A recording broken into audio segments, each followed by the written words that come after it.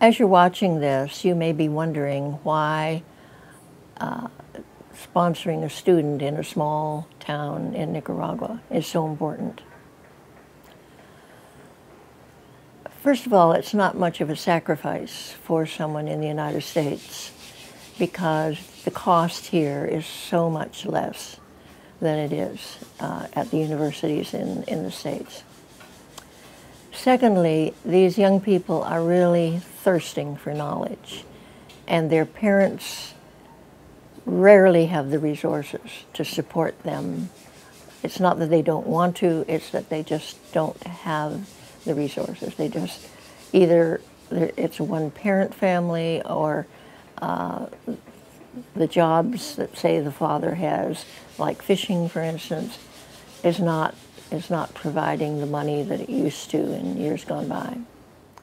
So these young people are ready to move ahead, but they don't have the resources to do so. What we do by recruiting people like you is to help facilitate that dream, that desire, that future for this young person. It's amazing what you get back from your investment. You have an opportunity to hear from your student. They do communicate by letter once a month, and if they don't speak English, someone will translate it so that you can understand it. If you ever come to San Juan del Sur, you have an opportunity to meet the student, to go to the student's home and meet their parents and their family.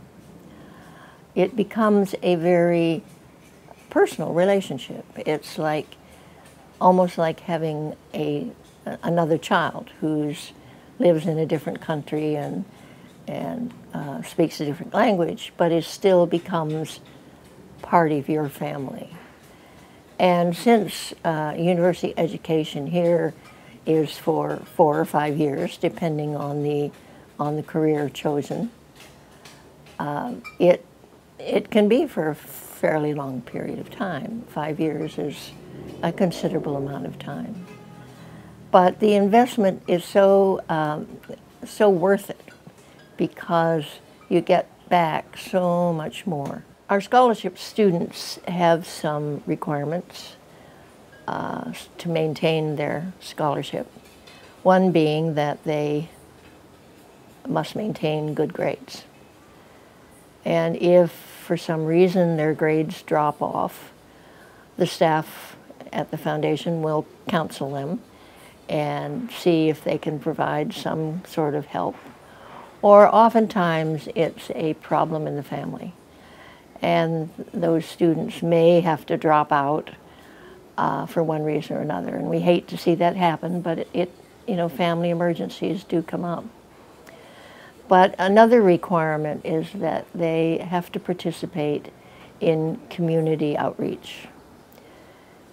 And Alvaro, who's our social worker in the foundation office, asks them in their own little community to kind of assess what the people feel are the needs in the community.